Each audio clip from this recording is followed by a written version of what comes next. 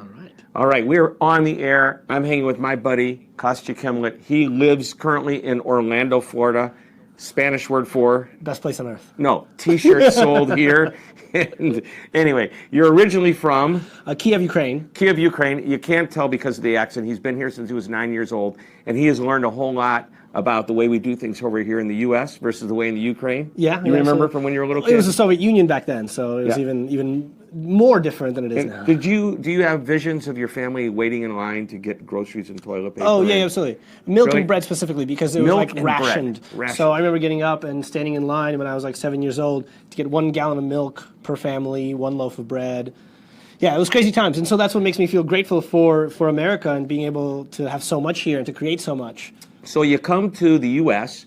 and you go to this party. These people who took you and welcome you, and there's a mutual friend of ours, a buddy. Yes. Giovanni Laverra. Yes. Gio, master magician, world champion magician. Yeah. And this is where you learned and got excited about doing magic tricks. Yeah, it was the first time I saw a live magician, and he blew me away. And I was the kid that wouldn't leave him alone, just stood by his table, watched him nonstop. And Gio, in his lovable way, totally focused on his customer, one of his fans, that's you, giving great customer service, befriended you and helped you and got you started? So he was the first one I saw. There were others that kind of helped me, lead me along the way. That was just like the first spark of seeing a live magician. Well, there couldn't have been somebody that could, I mean, there's a guy that can spark anybody. Yes, oh my God. I mean, Giovanni's awesome. So, all right, let's cut to where we are today. Yeah. You are not just a magician, but you are also a professional speaker. Yes. And you talk about the concept called?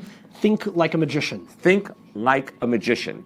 And one of the big topic areas that you focus on within that is? Perception. Perception. So perception is everything. Yeah. So I want to talk about think like a magician in a moment, but in my mind, as soon as I hear that you talk about perception, I think to myself, perception. How does the customer perceive what we're doing? Because at the end of the day, the perception that the customer has is the only perception that counts. That's it. As a brand, we can only try to influence that by being nice, by being friendly, by trying to deliver great service. And we hope that they go, yeah, they do that. Okay. Yeah. But what's your take on perception?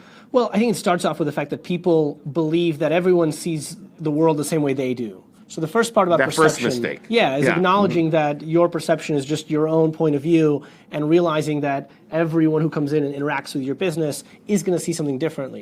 And so that's the first part, is just awareness of the role of perception in your business organization. Yep. And then identifying what are all the points that are perceived, what are the customer interactions that are happening, are they seeing our parking lot, our website, our brand, our logo, what are all the things that they can see?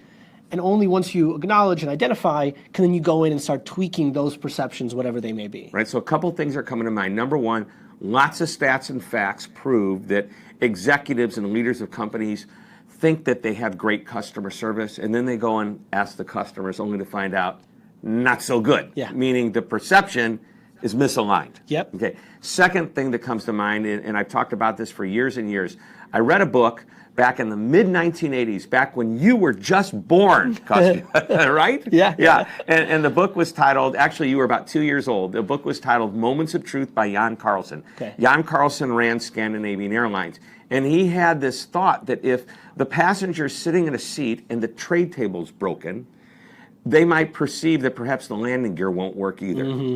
Perception. If you're, and it's another example, if you're a grocery store and a produce truck pulls up behind it, the produce truck is dirty and grimy on the outside, customer thinks, well, what's the produce like on the inside? What's the store selling? So this is the kind of perception that you're talking about. And it starts influencing everything, exactly. Influencing everything. Influence is a huge word. So great. So when we understand what perception is, give us a tip on what we can do to manage our customers' perceptions. Well, you kind of already have. Yeah, well, I think it's just a matter, again, getting into their heads, seeing what are all the ways they're going to perceive you, what are all the interactions, and then knowing that perception plays both ways also. I think that's critical. That's part of the message that I share, is there's companies that say, okay, well, we know how customers perceive us. Okay, we're good at that. We're the best brand. But then suddenly they go, wait a minute, how do our salespeople perceive our customer?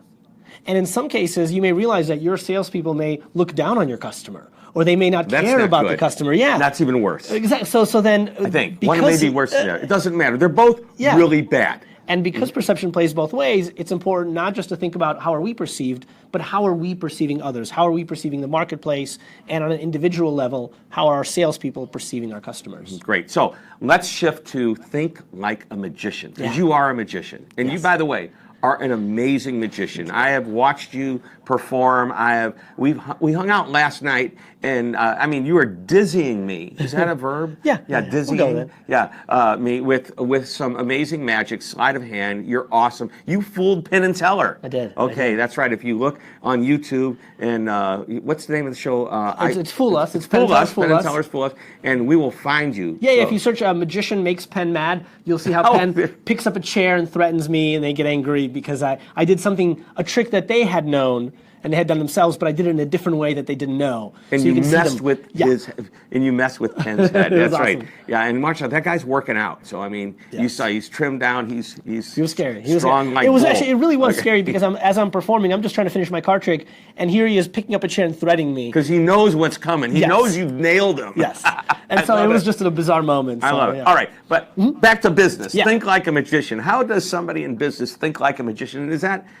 I mean, it's goofy. Magician, kid. No, it's not, is it? It's serious. Well, so most people think about magic, they think that it's all about deception. Yep. And so the first thing I tell my audience is that for me, magic is about perception. And back to perception. Yeah, exactly. Well, to me, it's everything because, so as a magician, my job is to fool people, but my goal isn't to have them say, wow, you fooled me, I feel like an idiot. But instead, the way I present the magic is, let's experience this together. And isn't it amazing that how easily we are fooled? So that's my goal with the magic, is to show people how easily we are persuaded, twisted, misdirected, and we do this to ourselves in our everyday lives as well. So this is not kid show magic. No. This is the real deal. Yeah, absolutely. And it's using it it's a metaphor. And really, that's what I see. I mean, you can entertain us with a magic trick, and you can step aside and say, look, I'm not going to tell you how this trick is done, but it's a trick. Yeah. I love it when somebody says, there's got to be a trick to it. Well, of course there's a trick to it. That's why they call it a magic trick. Yes. It's not real, okay? But here's what happened. So for me as a magician is I started realizing that the secret is the least important thing of it all. And that the real secrets of magic came from the interactions. So as a close-up magician, I was paid to interrupt strangers at cocktail parties and to make them go from like, who's this guy? What is this going to be? Is he going to lie, cheat, and steal? To, oh my God, this is the greatest thing over. And the act of winning them over 20 years of doing that, I saw the connections between that and customer service and sales and the idea that just like a magic trick, things exist in their mind, in their perception.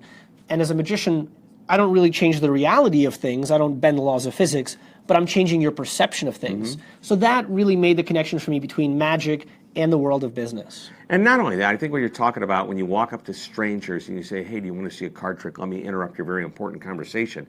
This is a great skill on how to build a relationship, how to, while you are making an effort to get into somebody's space, if you will, you're doing it in such a way where they feel comfortable and immediately start to like you and engage with you. And I mean, think about it. If a customer is calling in for a customer support call, how that support agent can immediately start to engage and build a relationship. Or you as a salesperson maybe making a phone call outbound and interrupting somebody in their very busy day.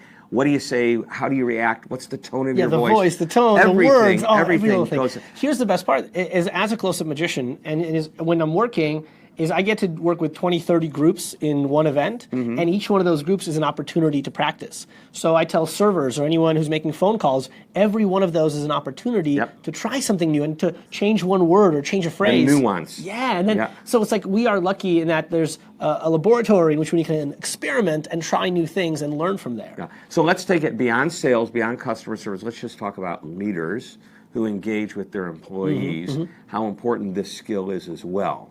And so I think it all ties together. So just to kind of wrap up, if you were wanting to share one thing about the concept of think like a magician, what would it be? This is the one thing question. I love always asking the one thing question. What's the one thing you absolutely want us to know before we finish this live session that we have today?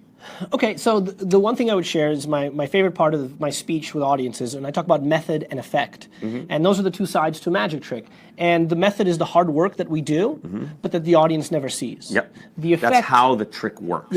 And the effect is what they perceive. And so in business, what I communicate to my clients is that you may be the best at your method, and you may be the best in the world at doing the thing that you do, but unless you focus on how the customer perceives your effect, your method is not going to matter. And that's what marketing, essentially, branding comes down to. It's you may be the best, but do they perceive you as the best? Or you may be just new to the market, but you can use perception to make yourself look bigger and better.